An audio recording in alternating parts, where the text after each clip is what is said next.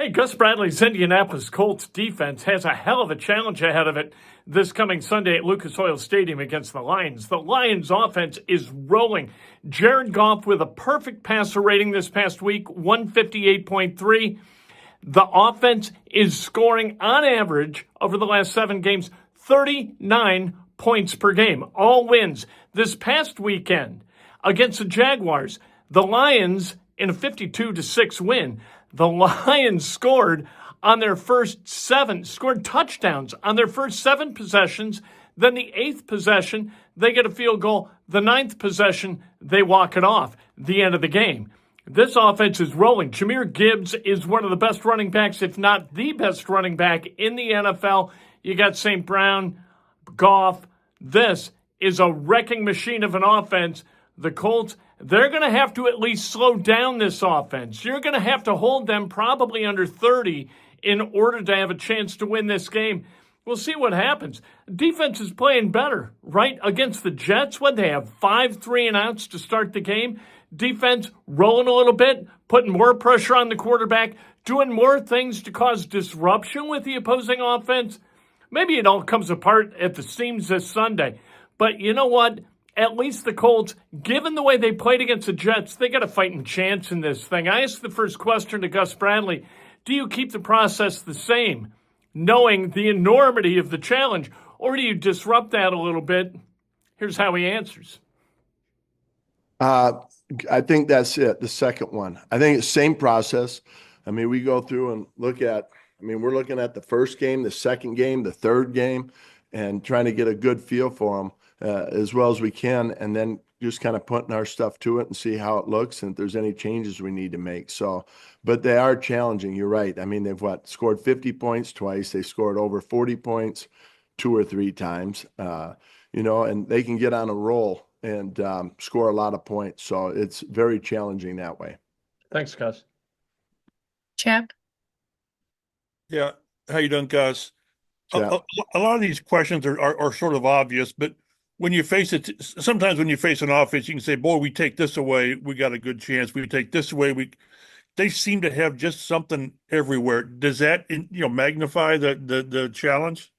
Yeah, I think, we had a joint practice, 2 years ago with them. And I think what stood out is that they are a physical, tough team. They come in with a mentality. So it starts with that, and it comes from their head coach. He's done a great job with that culture. And then you look at their skill set, right? They've got 2 really good running backs. Their offensive line is, compared to a lot of the great offensive line that have played. And so, up front, they can run the ball, they can protect. The quarterback's playing. If he has 3 incompletions in a game, that's a shocker to him. So they're just very effective. They're very efficient, and they've got playmakers on the perimeter. And like I said, they can, if they don't score every series, they're upset. So very explosive that way. And it's a great challenge for us. One other thing that is kind of crazy, I don't know if you go into games saying, boy, if we can hold this team to this, do you have those general things that, boy, if we hold these guys to whatever, we'll give our team a chance or not? Yeah, because I think it's a point-based, operation where you're looking and saying, how can we keep the points down? I can remember back when I was with the Chargers, a lot of our staff was there with Kansas City when they were so explosive. And he said, boy, to give ourselves a chance, we got to, keep them to this many points and all that. I think there's a little bit of that too. You see the teams that are successful, although not many have been against Detroit, but, the points have been down. And so you just try to, work your way through it and say, hey, how can we keep the points down to give ourselves the best chance? Thanks, Gus. James. Gus, when you look at your team and the takeaways you've been able to generate, obviously last week a little bit not in that category, but how do you balance it? Because you can't scheme up, okay, on this play, you're going to take the ball away. So how do you balance the hunger for it and the desire for it? And then how do you assess if you did a good job, even if you didn't get the takeaway, if that makes sense? Sure. I think that I mentioned before that, we really watch film. We have one coach in charge of, really analyzing and seeing about getting the ball. And there's going to be games where you might not get a takeaway, or 2 games where you don't get a takeaway. And what we watch do we have the mindset to at least go for the ball? Are we seeing guys punch for the ball? Are we seeing guys, trying to take their chances, when they can get greedy and going for the ball. So I think that's a big part of it. And right now, we can look at our guys and see that mindset on tape. So, we've said it from the beginning that we try to, put in their mindset that every call we make is designed to get the ball, and we have to have that mentality. So we had a couple opportunities in the Jets game. We saw guys going for it. We just didn't, get the, come through with it. One quick follow-up. When Grover and Buckner go in there on offense and it doesn't work, do you tell Shane, like, hey, I need my guys to get some rest, or how does that go? Yeah, no, I saw that. I took a little deep breath, but I know they were excited for it, and it's about good morale, right? I mean, their spirit was high. You couldn't keep them back from running that play. So no, I was excited for them. Thank you. Joel. Gus, Quity gets a lot of those second effort type sacks, and you don't want to minimize how much hustle he puts into it. But we were talking to him yesterday, and there's a technique to what he's doing too that I think gets lost sometimes. Yeah, I agree. Many sacks in the NFL do come from second effort. If you don't beat him the first time, it's that mindset to keep going. So, Quity, that's one thing you can count on him. He's such a valuable member of our unit, just because if anything, he's going to play with really, he's strong, he's tough, but he plays with great effort. And you're right, some of his sacks have come from that way, but that's not shocking to us because that's how he is in practice. When you looked at Latu's game, was this one of his best games? It felt like there was a ton of pressure off the blind side. Yeah, he did. I think you could, if you really just watched him rush, you could see his bend, his athleticism. He made a play on a flare screen. He's so athletic. Is trying to utilize that skill set. So he, like I said, I think for him it's a process, but boy, he is getting better and better each week. And it's just like takeaways. If he continues to do that, I think the sack numbers will come. JJ.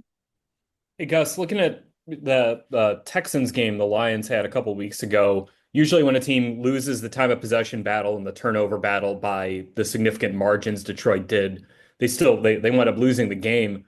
What about that offense allows them to, even if things aren't going well, to still be able to grind out a win like they did in that game? Well, they're really dangerous in that. I think their lowest point total, it comes in the first quarter. They're very explosive in the second and the third quarter. And we mentioned that. Here's Houston had 5 takeaways and they still scored 25 points, and they're I don't know how else to say it. They're explosive at running back, receiver. Their quarterback is playing very efficient. They're protecting well. They're getting explosive plays both in the run and the pass game, and they can put points up in a hurry. And, Tennessee, is ranked 1 or 2 in the league, I think, in defense, and they got 50 on them. So they're just a team that presents a great challenge because they got so many threats, and they're really operating really efficiently right now. Do you have to go into a game then kind of knowing you're going to have to adjust because they might, like you mentioned in the first quarter, they might be trying to jab you a little bit in the first quarter to figure some stuff out and then identify wherever they can attack you into the second and third quarter? Well, I think that, each game you have some wrinkles and you come up and say, all right, here's the different looks we're going to give. But, for example, tomorrow will probably be more of a walkthrough practice. And we've got, we're really challenging the players to watch a lot of tape, and saying, hey, we can only get so many reps in practice, and they do a lot on offense. So it's really going to come off of banked experiences and, playing fast. I think that's extremely important to us right now is to play fast because, they play with great speed. Couple more here. We'll go Kevin. Gus, you brought up Kansas City before. In your history against them, do you find similarities with Detroit? Do you find differences with Detroit and just their potency? There are some similarities. I'd say just, the points, I think, where they can, they've got explosive players. This was back in the day when they had Tyreek and, they had guys that could, get a touchdown in one play. And that's how Detroit is. I think that Detroit's run game is the real deal. They've got 2 backs that I think are running at an extremely high level. Some say they're the 2 best backs in the league, and they have them both on the same team. So when you have a challenge of they're a really good run team, and then they have the play action max off of it where they can get the big plays off of it, I think that's what makes them so challenging. They're very complete that way. And then last question from George. Gus, I think you've got 13 sacks in the last 5 weeks, something like that. A good number. Sort of correlates a little bit with Buckner's return. Is that a coincidence? And if not, what other factors are involved in this increased sack total? I would say, yeah, obviously when you get Buck back, that you see sometimes protection changes and it leaves guys where they get more one-on-ones because of it. So they, that's, I think whenever you have a really good player come back and play, that always helps. So, but I do think that group is just, you're watching them, we're asking them to do different things. And each week there's no glitch, there's no hesitation, whatever is needed to do that week. But at the same time, I think, when we get that lead and, they can pin their ears back, I think that you're seeing their technique from day one to where it is now. It's improving. I think they're refining their pass rush skills. They've always been a group that's played with pretty good effort, and I think that helps as well. That's Gus Bradley, and you get the idea, although he knows what kind of challenge this is against the Detroit Lions offense, you get the feeling that this is kind of fun. Let's see what we can do to disrupt this defense. Let's see if we can be the team to figure out how to put them kind of behind the eight ball, how to make that offense sort of struggle a little bit, kind of cough and spurt a little bit. Jared Goff, maybe bait him into some bad throws like the Texans did a couple of weeks ago. He had 5 picks. Lions still won, but they had 5 picks. 5 picks, that's a good start towards stopping this offense, right?